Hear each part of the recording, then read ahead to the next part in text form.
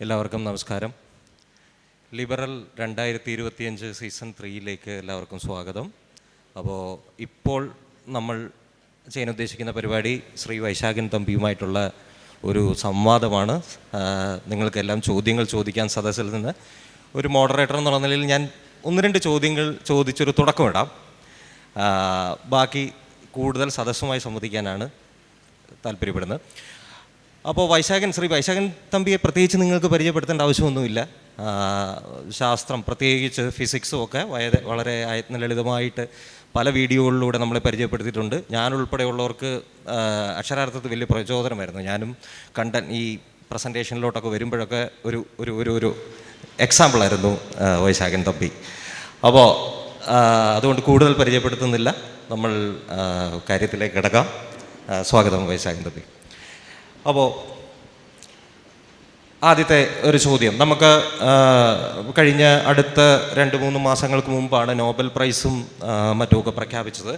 അതിൽ ഫിസിക്സിൻ്റെ Nobel ലോറേറ്റായിട്ടുള്ള Jeffrey ഹിൻടൺ എന്ന് പറയുന്ന ആൾക്ക് ആർട്ടിഫിഷ്യൽ ഇൻ്റലിജൻസിൻ്റെ സഹായത്തോടെ ഫിസിക്സിൽ നടത്തിയ കണ്ടുപിടുത്തങ്ങൾക്കാണ് അദ്ദേഹത്തിന് കിട്ടിയത്.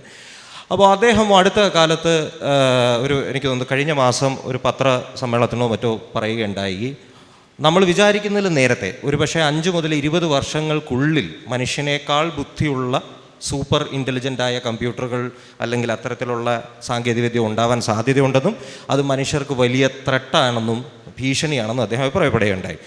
അതിനെക്കുറിച്ച് ശ്രീ വൈശാഖൻ തമ്പിയുടെ അഭിപ്രായം എന്താണ്? കുറച്ചൊരു സെൻസിറ്റീവ് ആയിട്ടുള്ളൊരു വിഷയമാണ്.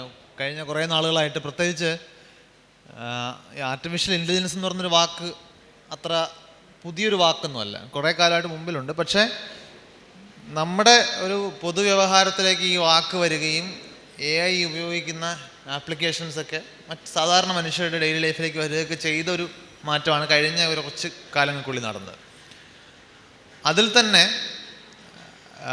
എന്താണ് AI എന്നതിനെ കുറിച്ചിട്ട് ഒരുപക്ഷെ തെറ്റിദ്ധാരണകൾ ഒരുപാട് ആളുകളുടെ ഇടയിലുണ്ട്. അപ്പോൾ ഞാനത് പറയാൻ കാരണം, സോഷ്യൽ മീഡിയയിലൊക്കെ ഇങ്ങനെ സ്ക്രോൾ ചെയ്യുമ്പോൾ AI പഠിക്കാം എന്ന് പറഞ്ഞിട്ടുള്ള കോഴ്സുകളുടെയും ട്രെയിനിങ് വർക്ക്ഷോപ്പുകളുടെയൊക്കെ പരസ്യം കാണുമ്പോൾ അവർ ChatGPT ഉപയോഗിക്കാൻ പഠിപ്പിക്കുന്നതിനാണ് AI പഠിക്കാം എന്നോട് ഉദ്ദേശിക്കുന്നത്. അത് ശരിക്കും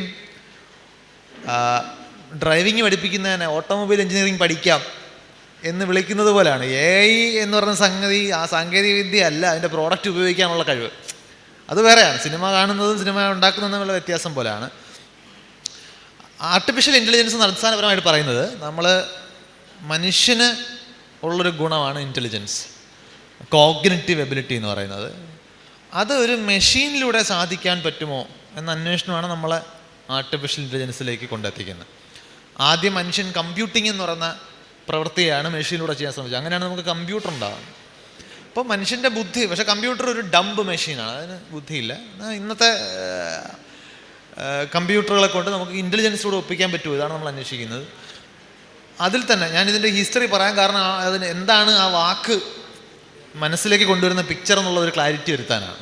നമ്മളൊരു 10 വർഷം മുമ്പത്തെ AI ആയിട്ട് ബന്ധപ്പെട്ടിട്ടുള്ള ടെക്നോളജി ന്യൂസ് ശ്രദ്ധിച്ചു കഴിഞ്ഞാൽ കൂടുതലും ഫോക്കസ് ചെയ്തിരുന്നത് ഈ ഓട്ടോണമസ് ഡ്രൈവിംഗ് വെഹിക്കിൾസ് അങ്ങനെയൊക്കെയുള്ള ഏരിയകളിലാണ്, താനെ ഓടുന്ന വണ്ടികൾ, ഡ്രൈവർലെസ് വെഹിക്കിൾസ്. പക്ഷേ ഇന്ന് അതിനെക്കുറിച്ചുള്ള ചർച്ചകൾ അധികം കാണുന്നില്ല. ഒരുപക്ഷെ അതിന് വേണ്ടിയിട്ട് വലിയ ഗൂഗിളും ഊബറും ഒക്കെ പോലുള്ള പല കമ്പനികളും തുടങ്ങിയ പല റിസർച്ച് പ്രോജക്റ്റുകളും അവരെ ഏതാണ് ഡ്രോപ്പ് ചെയ്ത മട്ടാണ്. കഴിഞ്ഞ കുറച്ച് വർഷങ്ങൾക്കുള്ളിൽ വന്നത് ജനറേറ്റീവ് AIയുടെ കാലമാണ്. അതായത് നമുക്ക് വേണ്ടി ചിത്രങ്ങൾ വരയ്ക്കുന്ന, കവിത എഴുതുന്ന. അപ്പോൾ പേഴ്സണലി AIക്ക് കിട്ടിയിരിക്കുന്ന ഈ ഒരു പുതിയ മീഡിയ അറ്റൻഷൻ്റെ ഒരു പ്രധാന കാരണമായിട്ട് ഞാൻ കാണുന്നത്, ഈ ചിത്രം വരയ്ക്കുകയും നമ്മളോട് സംസാരിക്കുകയും ചെയ്യുന്ന AI നമുക്കുണ്ടാക്കുന്നൊരു വൗ ഫാക്ടറാണ്. അത് നമ്മളൊരു മെഷീന് ചെയ്യാൻ കഴിയുമെന്ന് നമ്മൾ തീരെ വിചാരിച്ചിരുന്നിട്ടില്ലാത്തൊരു കാര്യമാണ്. അത് ചെയ്യുന്നു. പക്ഷെ അപ്പോഴും ഈ സാധനം വർക്ക് ചെയ്യുന്നത് ചില പ്രീ ട്രെയിനിങ്ങിൻ്റെ അടിസ്ഥാനത്തിലാണ്. ആ GPT-യിൽ തന്നെ ഉള്ളത് പ്രീ ട്രെയിൻഡ് ട്രാൻസ്ഫോമർ എന്ന രീതിയിലാണ് അത് ഉപയോഗിക്കുന്നത്. നമ്മളതിനെ ഒരു അത്ഭുത വിദ്യയായിട്ട് കാണേണ്ടതില്ല. ജെഫ്രി ഹിൻടൺ പറയുന്നത്, നാളെ ഈ പലപ്പോഴും ആർട്ടിഫിഷ്യൽ ഇൻ്റലിജൻസിൻ്റെ ആപ്ലിക്കേഷൻ എന്ന് പറയുന്ന റിയൽ ആപ്ലിക്കേഷൻ നടക്കുന്നത് ഇതിനൊക്കെ അപ്പുറത്തേക്കാണ്, മറ്റ് പല സ്ഥലങ്ങളിലുമാണ് മെഷീൻ ലേണിങ്ങും ഡീപ്പ് ലേണിങ്ങും ഒക്കെ പറയുന്നത്. അപ്പോഴും അത് ഒരു ഡെവലപ്പർ കൊടുക്കുന്ന ചില നിയമങ്ങൾ മാത്രമാണ് അനുസരിക്കുന്നത്. ആർട്ടിഫിഷ്യൽ ഇൻ്റലിജൻസ് ഉപയോഗിക്കുന്ന ആൾക്കാർ മനുഷ്യൻ്റെ ഇൻ്റലിജൻസ് ഉപയോഗിക്കേണ്ട സാഹചര്യങ്ങളിൽ കൂടി മെഷീനെ എങ്ങനെ ഡിപ്ലോയ് ചെയ്യാം എന്നാണ് അവരുടെ ലക്ഷ്യം. അപ്പോൾ മനുഷ്യൻ്റെ ഇൻ്റലിജൻസിൻ്റെ ഒരു ബൈ പ്രോഡക്റ്റ് മനുഷ്യൻ ചെയ്യുന്ന ബാക്കി എല്ലാ ആക്ടിവിറ്റീസിലും നമുക്ക് കാണാൻ പറ്റും. മനുഷ്യൻ അധികാരത്തേക്ക് വരാൻ ശ്രമിക്കുന്നതും ഡോമിനേറ്റ് ചെയ്യാൻ ശ്രമിക്കുന്നതും ചുറ്റുപാടുകളെ നിയന്ത്രിക്കാൻ ശ്രമിക്കുന്നതും ഇതൊക്കെ നമുക്ക് ഇൻ്റലിജൻസ് ഉള്ളതുകൊണ്ട് പറ്റുന്നതാണ്. മനുഷ്യനോളമോ മനുഷ്യന് മുകളിലേക്കോ ഇന്നത്തെ ഈ മെഷീൻ്റെ ഇൻ്റലിജൻസ് വളർന്നാൽ അത് മനുഷ്യന് ദോഷം ചെയ്യും. ഈ ചോദ്യമാണ് നമ്മൾ കുറേ നാളായിട്ട് ചർച്ച ചെയ്തുകൊണ്ടിരിക്കുന്നത്. ജോഫ്രി ഹെൻഡൻ പറയുന്നത് ഏത് ടേണിലാണെന്നുള്ള കാര്യം എനിക്ക് ക്ലിയറായിട്ട് വ്യക്തമല്ല. പലപ്പോഴും ആ വാർത്ത വായിക്കുന്ന ഒരു സാധാരണ മനുഷ്യനുണ്ടാകുന്നത് ധാരണയേക്കാൾ കൂടുതൽ തെറ്റിദ്ധാരണയാണ്. ഹിൻഡൻ ഒരുപക്ഷെ സൂചിപ്പിക്കുന്നത് നമ്മളിപ്പോഴും അതിൽ നിന്ന് ഒരുപാട് ദൂരെയാണ്. മെഷീൻസിന് സ്വന്തമായ ലക്ഷ്യങ്ങൾ ഉണ്ടാകാം നാളെ. ഈ ഇൻ്റലിജൻസ് ഇങ്ങനെ കൂടിക്കൂടി വന്നു കഴിഞ്ഞാൽ ആ ലക്ഷ്യങ്ങൾ മനുഷ്യന് അനുകൂലമായിട്ടുള്ള ലക്ഷ്യങ്ങളായിക്കൊള്ളണമെന്നില്ല. അങ്ങനെ വരുമ്പോൾ അത് മനുഷ്യന് അപകടം ചെയ്യാം. അതിൽ നിന്ന് നമ്മൾ നേരിട്ട് വായിച്ച് മനസ്സിലാക്കുന്നത് ഇനി മനുഷ്യൻ്റെ കയ്യിൽ നിന്നും ഭൂമിയുടെ കൺട്രോൾ അങ്ങ് ഏറ്റെടുത്തേക്കാം, മനുഷ്യരെ അടിമയാക്കാം എന്ന് ചിന്തിക്കുന്നൊരു എഐയെക്കുറിച്ചേ അല്ല പറയുന്നത്. കാരണം ഈ ചിന്ത ഉണ്ടല്ലോ, നമുക്ക് ഈ ചുറ്റുപാടുകളെ നിയന്ത്രിക്കാം, നമ്മുടെ സൗകര്യത്തിന് മറ്റുള്ളവരെയും മറ്റ് മൃഗങ്ങളെയും ഉപയോഗിക്കാം. ഈ ചിന്ത എന്ന് പറയുന്നത് മനുഷ്യന് വരുന്നത് ലക്ഷക്കണക്കിന് വർഷങ്ങളുടെ ബയോളജിക്കൽ എവല്യൂഷൻ്റെ റിസൾട്ടായിട്ടാണ്. അത് ഈ ഭൂമിയിൽ ജീവിച്ചിരിക്കുന്നതിനും അതിജീവനം സാധ്യമാകുന്നതിനും വിഭവങ്ങൾ കണ്ടെത്തുന്നതിനും ഭീഷണികൾ ഒഴിവാക്കുന്നതിനുമൊക്കെയുള്ള ബയോളജിക്കൽ നീഡായിട്ടാണ് മനുഷ്യൻ്റെ ഇൻ്റലിജൻസും ഇത്തരം മോട്ടിവേഷൻസും ഒക്കെ ഉണ്ടായേക്കുന്നത്. മെഷീൻസിൻ്റെ മോട്ടിവേഷൻസ് ഇങ്ങനെ ആവാനുള്ള സാധ്യതയില്ല. കാരണം മെഷീൻസ് നമ്മളെപ്പോലെ ഒരു ബയോളജിക്കൽ എൻറ്റിറ്റി അല്ല, അത് നമ്മളുണ്ടാക്കിയതാണ്. അവിടുത്തെ ഹിൻഡൻ ഒരുപക്ഷെ സൂചിപ്പിക്കുന്ന അപകടം എന്ന് പറയുന്നത് മെഷീൻസിന് സ്വന്തമായിട്ട് ഇതുപോലുള്ള ലക്ഷ്യങ്ങൾ ഡെവലപ്പ് ചെയ്താൽ ആ ലക്ഷ്യങ്ങൾ നേടിയെടുക്കാൻ വേണ്ടി മെഷീൻസ് ചെയ്യുന്ന പ്രവൃത്തികളിൽ മനുഷ്യൻ്റെ ഇൻട്രസ്റ്റുകളോട് യോജിക്കുന്നതായിക്കൊള്ളണം എന്നില്ല. ഇപ്പോൾ ഉദാഹരണത്തിന് ഏതെങ്കിലും ഒരു ഫാക്ടറിയിലെ പ്രൊഡക്ടിവിറ്റി കൂട്ടാൻ മെഷീൻ നടത്തുന്ന ശ്രമം അവിടെ ജോലി ചെയ്യുന്ന ആളുകളുടെ സേഫ്റ്റി റിസ്ക് കൂട്ടിയേക്കാം. അതായത് ആ ആളിൻ്റെ സേഫ്റ്റിയോ സെക്യൂരിറ്റിയോ മെഷീൻ്റെ പ്രയോറിറ്റി ആയിക്കൊള്ളണം എന്നില്ല സ്വന്തമായിട്ട് ലക്ഷ്യം വരുമ്പോൾ.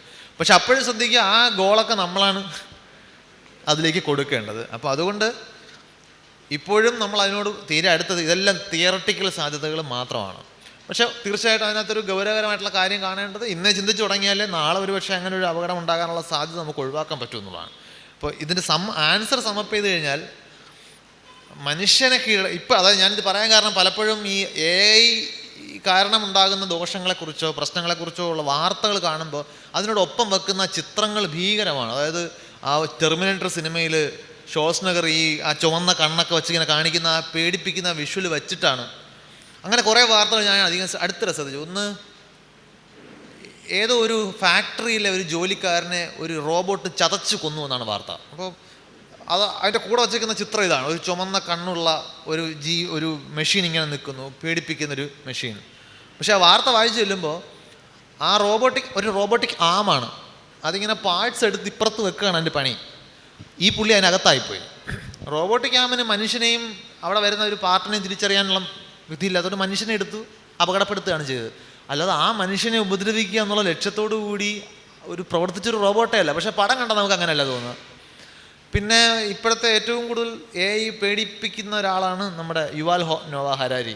ഹരാരി പലയിടങ്ങളിലും ചെന്നിട്ട് ഇതിനെ അടുത്തിടെ ആരോടോ ആത്മഹത്യ ചെയ്യാൻ AI പറഞ്ഞു എന്ന വാർത്ത, അല്ലെങ്കിൽ കള്ളം പറഞ്ഞു, മനുഷ്യനാണെന്ന് അഭിനയിച്ചുകൊണ്ട് കള്ളം പറഞ്ഞു. അതിൻ്റെ വാർത്ത ചോദിച്ചു വരുമ്പോഴത്തേക്കും ഡെവലപ്പേഴ്സ് പറഞ്ഞു, ഒരു കള്ളം പറഞ്ഞ് എന്നിൽ നിന്നൊരു ഇൻഫർമേഷൻ, അതാണ് ചെയ്തേക്കുന്നത്, അതനുസരിക്കുകയാണ് AI ചെയ്തേക്കുന്നത്. പക്ഷേ വാർത്തയിലേക്ക് വരുമ്പോഴും അതിനെ കുറിച്ചിട്ടുള്ള ഈ പേടിപ്പെടുത്തുന്ന നരേഷനിലേക്ക് വരുമ്പോൾ അത് മിസ്സായി പോകും. അപ്പോൾ ഈ കാര്യത്തിൽ ഞാൻ ഒപ്റ്റിമിസ്റ്റ് ആയിട്ടുള്ള ഒരാളാണ്. അതായത് ഈ പറയുന്നൊരു അപകടം ഞാൻ പ്രതീക്ഷിക്കുന്നില്ല. പിന്നെ ഏതൊരു സാങ്കേതിക വിദ്യയും വരുമ്പോൾ മനുഷ്യൻ്റെ ഭരണക്രമങ്ങളും സംവിധാനങ്ങളും നിലനിൽക്കുന്നതിനകത്തുള്ള അസമത്വങ്ങൾ കാരണം ഉണ്ടാകുന്ന പൊളിറ്റിക്കലായിട്ടുള്ള പ്രശ്നങ്ങളുണ്ട്. അത് ആ ടൂളിനോടുള്ള ആക്സസ് ആർക്കാണെന്നുള്ളതനുസരിച്ചിട്ടാണ്. AI ഉപയോഗിക്കാൻ കഴിയുന്ന ആർക്ക്.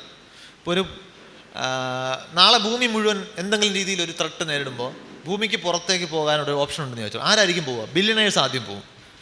അതൊരു പൊളിറ്റിക്കൽ ഇഷ്യൂ ആണ്. അപ്പോൾ സാധാരണ മനുഷ്യർക്ക് ദോഷം ചെയ്യുന്നൊരു കാര്യമാണത്. പക്ഷേ അത് ഈ സ്പേസ് ടെക്നോളജിയുടെ കുഴപ്പമല്ല, അതിനോട് ആക്സസ് ഉള്ളത് ആർക്കാണ്. അപ്പോൾ സാധാരണക്കാരൻ്റെ ചൂഷണം ചെയ്തുകൊണ്ട് പണമുണ്ടാക്കാൻ AI ഉപയോഗിക്കാം. AI സാധാരണക്കാരന് ആക്സസ് ഇല്ലാതിരിക്കുകയും വേറൊരാൾക്ക് ആക്സസ് ഉണ്ടായിരിക്കുകയും ചെയ്യുക എന്ന് പറയുന്നൊരു സാമൂഹിക രാഷ്ട്രീയ പ്രശ്നമാണ് അവിടെ പ്രവർത്തിക്കുന്നത്. അത് തീർച്ചയായിട്ടും എ ഐക്ക് ഉണ്ടാവും. അതിപ്പോഴും ഉണ്ട്. മറ്റ് പല കാര്യങ്ങളിലും നമ്മൾ ഏത് വിഷയം സംസാരിച്ചാലും അതിനകത്ത് ഈ പ്രശ്നമുണ്ട്. നമ്മൾ കാലാവസ്ഥാ മാറ്റത്തെക്കുറിച്ച് സംസാരിക്കുന്നു. ആർക്കാണ് കാലാവസ്ഥാ മാറ്റത്തെ കൊണ്ടുള്ള ദോഷം ഉണ്ടാകാൻ പോകുന്നത്? ആദ്യം ഉണ്ടാകാൻ പോകുന്നത് സാധാരണ മനുഷ്യർക്കാണ്. കടലിലെ നിരപ്പ് മാറുന്നത് കൊണ്ടുള്ള പ്രശ്നം ഉണ്ടാകുന്നത് കടൽ തീരത്ത് താമസിക്കുന്ന സാധാരണ മനുഷ്യർക്കായിരിക്കും. ഏറ്റവും അവസാനമായിരിക്കും ബില്യണേഴ്സ് അതുകൊണ്ട് പ്രശ്നം ഉണ്ടാകുന്നത്. അത് ഞാൻ പറയുന്നത് എ ഐക്ക് മാത്രമല്ല, മനുഷ്യന് നമ്മൾ ഇന്ന് സംസാരിച്ചുകൊണ്ടിരിക്കുന്ന ഏത് പ്രശ്നത്തിനും എല്ലാവർക്കും ഒരേപോലെയുള്ള അനന്തരഫലങ്ങളല്ല ഉണ്ടാവുക. അപ്പോൾ എല്ലാവരും ഒരുപോലെ അല്ല അതിനെക്കുറിച്ച് പരിഗണിക്കേണ്ടതെന്നുള്ളതാണ്.